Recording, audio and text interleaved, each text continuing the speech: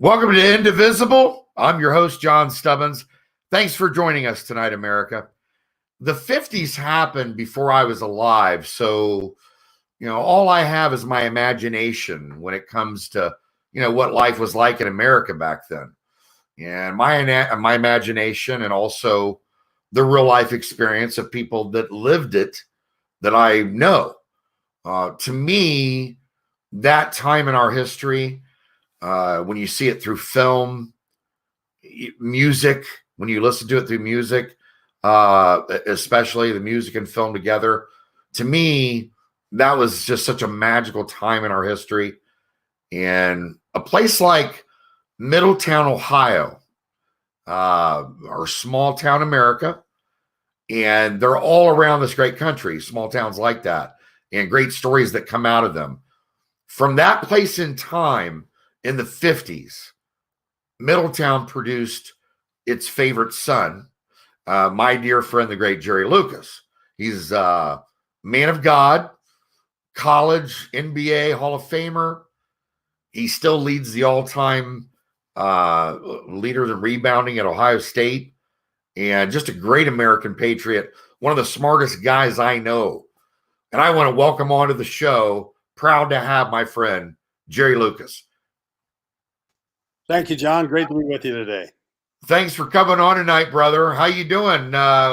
Holding up with this coronavirus thing? I'm doing very well. I've been locked in the house by myself for 2.5 weeks. Literally, I've not seen a human being in the last 2.5 weeks, which is different for all of us. Well, it really is. It's crazy, and I haven't been able to go out much myself. I've been just staying in unless I have to go out. And I don't know if you've witnessed this or not, but it's hard to get toilet paper right now. Well, I was fortunate. I bought 24 rolls 2 weeks before this thing started. I had no idea that it would become so valuable, but I have plenty. Hey, you could sell them online on eBay, Jerry. No chance. Real quick, I wanted to share just even part of my knowing you. I'm so fortunate to know you, Jerry, that you've enriched my life. And I want to tell, if you could just tell our audience about, trying to paint a picture for them growing up in Middletown and what that was like, your journey, kind of from even through high school and how you dominated all the way to Ohio State and then on to the NBA, obviously. Be happy to, John. Middletown was a great community. It was an all-American city. There were some unique things that were happening there. Armco Steel was the foundation of the community. Mr. Verity, that founded Armco Steel, started the first switching from 12-hour shifts to 8-hour shifts from labor. He formed the first group policy for his people who worked for him, and he developed what was known as Armco Policies, which became the foundations for how labor and management would coexist through the years. We had the nation's best high school basketball team. We had a 6-year undefeated high school girls basketball team, the number one ranked tennis players in America. The McGuire sisters, who were great singers, were born in Middletown, raised in Middletown. It was a great place to live. And I grew up there in a time when there was no communication. And I worked so hard as a young boy. I wanted to be a great basketball player, and I worked 12 to 15 hours every day. And nobody knew how good I was because nobody knew about anything that was happening. I didn't know what was happening 2 streets away from me when I grew up, much less what was happening around the world as everybody did today. And so I became an excellent basketball player. We started an era that was the greatest era of high school basketball player in Ohio history. We won 76 games in a row, which is still a record. And as a 15-year-old in the semifinals and the state championships, I scored 53 points in the semifinals and 44 in the finals, which was still a state record, 97 points. And all of that happened in the thousands and thousands of hours that I put in. And my biggest weapon was my mind, John. I mean, I did things mentally that you wouldn't believe to become a better basketball player. Matter of fact, I've just written a book about that time in Middletown and what happened mentally and how I have revolutionized education in America. Can't wait to read it. After that, I went on to play basketball at Ohio State. We were very successful there, as Ohioans know. We won the national championship. We played for the national championship the next 2 years, my junior and senior year, and unfortunately lost in the Final Four game. And then I went on to play professional basketball, where I won a world championship with the New York Knicks, which made me the first player in basketball history to win at all 4 levels: a high school state championship, a national collegiate championship, an Olympic gold medal, and a world professional championship. And the thing that means the most to me is that, not the individual honors or awards that I might have garnered along the way, but I was on the best team that ever played at those particular times, at those particular levels, made some great friends, continue to have them today. Matter of fact, I've been talking to many of them in the last 2.5 weeks because I've been out seeing the rest of the human race. I bet you have. And you know what's interesting? Audience doesn't know this, but I had Jerry over during right after Christmas. I usually do a big Italian dinner for about 40 people, family members, friends. And I had Jerry over one day for lunch, and we were talking about Middletown. And by the way, real quick, Jerry, how tall were you in high school? I was 6'8" when I was 14, John. I quit 14. growing at 14. Yeah. So 14 years. I'll tell you an interesting story. We had phenomenal games in the summer that 2 players before me originated in Middletown, and people didn't know if I could play or not. In junior high, we played at 3:30 on Thursday afternoons. Nobody ever saw me play, and I probably was the best youngest basketball player that ever lived. Now, later on, people will mature and get to the level where I was, but at that age, nobody could do what I did. And then I joined the summer league after in my 9th grade year, and I was going to play my first game against a player named Johnny Horan, who was a college All-American and the #1 draft choice and 6th pick in the NBA draft. And I was a 14-year-old junior high school kid. And people had heard about me but didn't know if I could play or not. And we played the Dayton team. And there were over 4,000 people at Sunset Park, and we only had 30,000 people in the town. And I thoroughly outplayed Johnny Horan. I mean, I was so good. That's the first time that people realized how good I was. And you talk about excitement being created in a city that was basketball crazy anyway. It was remarkable what happened. And the book that I've written details that and many other things that happened with some of the funniest people that ever lived that I grew up with. I remember you telling me that story. And listen, when Jerry was over, I made authentic. Takes me 2 days to make this meat sauce, homemade meatballs. Jerry came over for lunch, and we talked for a couple hours about this. And so this show is only going to give you a part of the picture of what it was like growing up in Middletown, and obviously Jerry's domination. But real quick, before we go to break, Jerry, you told me a story at lunch that day about how the West Coast offense in football, yes, which I played basketball too, nowhere near or even close to what Jerry did, but football and baseball were more my dominating sports. But the West Coast offense, having come out of Middletown, that's right. What are the odds? Tell my audience about that. Okay, the high school football coach was named Tiger Ellison. He was having the first losing season he'd ever had, and he said, I have to try something new.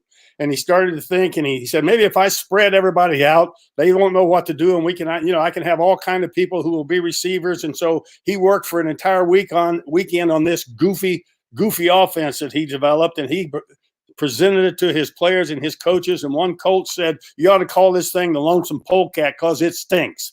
And so they came out and they did it, and they were very successful. Matter of fact, my brother caught the first pass in history, and what he would eventually call the run and shoot offense, which became the West Coast offense, he caught it for a 50-yard touchdown. And so football coaches from all over America began to come to Middletown, Ohio, pro coaches and others, to learn about this new offense that was created, and every team in football uses it today. My high school coach developed the name run and shoot because he changed from a slow-paced basketball game to a very fast-paced run and shoot game that changed America as well. So some very innovative things were happening in Middletown in those days, remarkable things, and those are all detailed in my book. Boy, and by the way, you guys, when this book comes out, I highly recommend you go get it right away. Jerry already wrote a bestseller that was, #1 for like 52 weeks years ago. He doesn't write books all the time, so I highly recommend that you get that book when it comes out. You know, John, but the most we got a hard break. We're going to Okay. take a quick break, America. We'll be right back with my friend Jerry Lucas.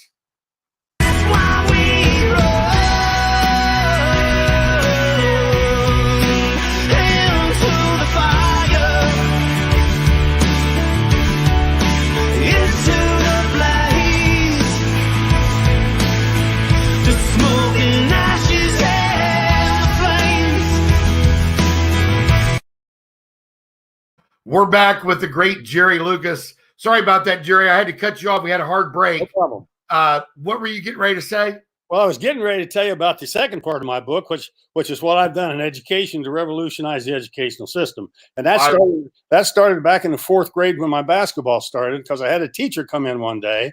But I had before that been doing all sorts of mental gymnastics and mental games. But she said that day, she said, "Today, class, I'm going to teach you how to remember the names of the Great Lakes by seeing a picture in your mind." I was just getting ready to ask you that. Hold on one second, because I wanted to say, and this is important for parents, kids out there, Jerry, I want those parents and kids to know about your breakthrough learning system, Dr. Memory. And so please tell our viewers about this amazing program, which I have personally seen you teach. Will do. As I said, in the 4th grade, what started it, I had a teacher come in one day and said, "Today, class, I'm going to teach you how to remember the names of Great Lakes by seeing a picture in your mind. See the Great Lakes, now see Holmes floating all the Great Lakes, and here's the reason why.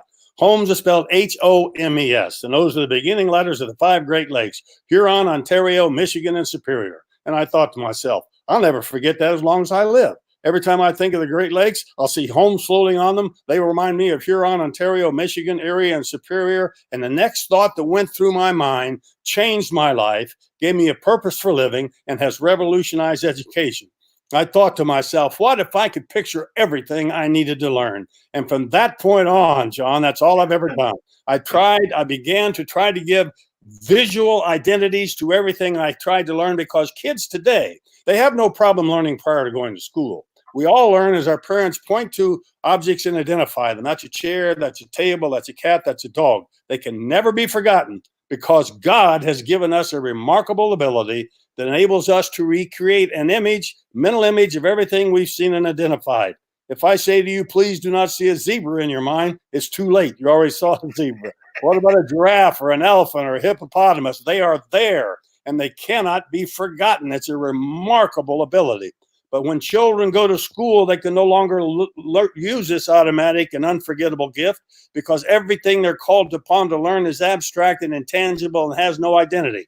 If a pronoun walked into the room where you are right now, you couldn't say, "Hey, there's a pronoun. I haven't seen one of those in 3 or 4 days." But from that point, as a 4th grader, I was determined to give identities to everything I needed to learn, and I've spent my life doing it.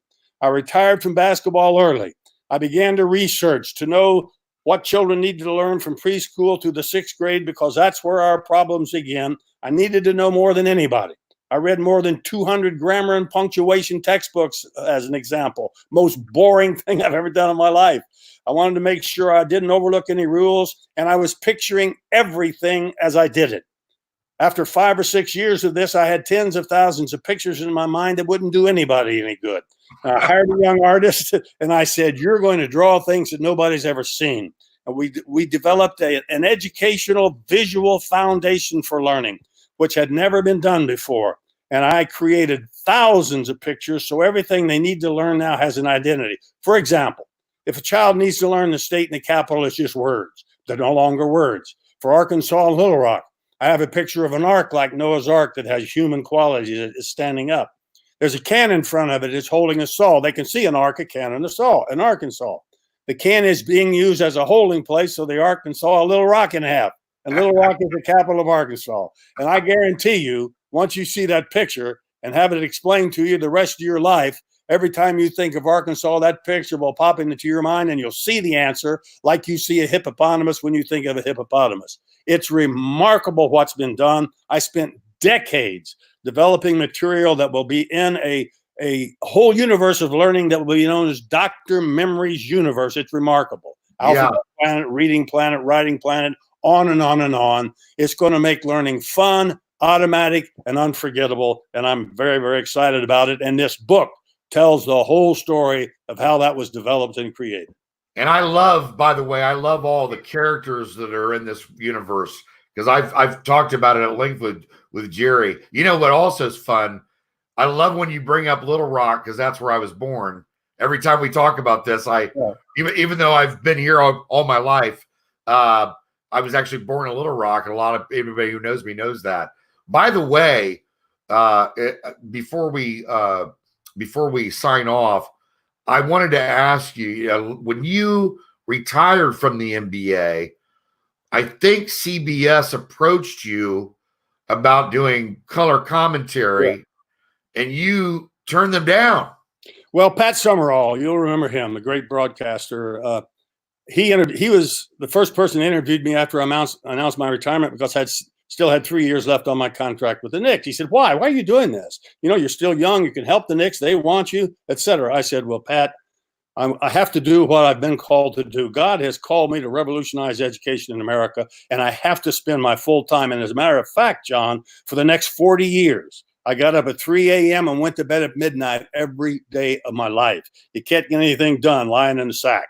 But after that interview, Pat said, why don't you come to work for CBS? I mean, you're intelligent, you have a great memory, you know the game, and you'll make a lot more money at broadcasting than you ever did playing basketball. We didn't make much money then, John. I was the #1 draft choice in the NBA the year I came in the NBA, and I made $30,000 a year the first 3 years I played, not 30 or 40 million like they made today. But there were a lot of things I could have done, but I knew my life's purpose. I knew what God had called me to do, and there was nothing that was going to keep me from doing that. And as a result, I've laid a foundation, and it's all done. It's all drawn. It's all finished. All the characters. For instance, when kids learn about a syllable, I have a silly bull that does all the teaching. When they learn about a vowel, I have an owl that wears a V-neck sweater, a vowel that does all the teaching. So there are hundreds and hundreds of characters, vehicles. I've written 200 songs, and it's a remarkable place that's going to do some remarkable revolutionary things for education. Well, I'm just so proud that you're going to have this book out soon, and that we get through this coronavirus thing. I got to tell you, everybody, and for your kids, for the parents out there, for your kids, I highly suggest that you get this book when it comes out. Well, by the way, John, let me tell you what my contemplated title of the book is. We were known as the Middletown Middies. So the book is going to be known as Midi Magic and Mind Magic. Oh, I love it. I love it. We did a lot of magical things with the middies, and I've done a lot of magical things for the mind. Oh, I just love that, and you have. So I got to tell you guys, when you're watching, you got to get that book when it comes out for 2 reasons. Number one, for your kids, because it's going to be a breakthrough for them when they find out about Dr. Memory and all the characters in that universe. And then number 2, not just for the kids, but for you adults, the story of Middletown and what it was like there, Jerry coming from there, just a magical place at a magical time. Sure. I want to thank you, my friend, for coming on tonight, and just a special episode of Indivisible. We were so proud to have my dear friend, the great Jerry Lucas. My pleasure, John. We'll be right back. We're going to take a break, America.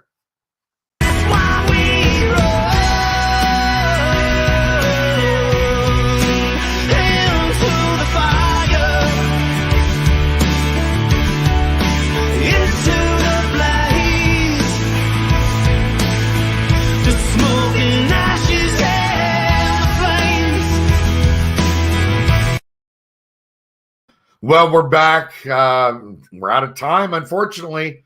Time flies when you're having fun, folks. Give your kids, your wife, your husband, big hug and a kiss. Let them know that you love them. Please stay safe, my friends, obviously, with all the craziness that's going on. And we will see you tomorrow night. Good night, America.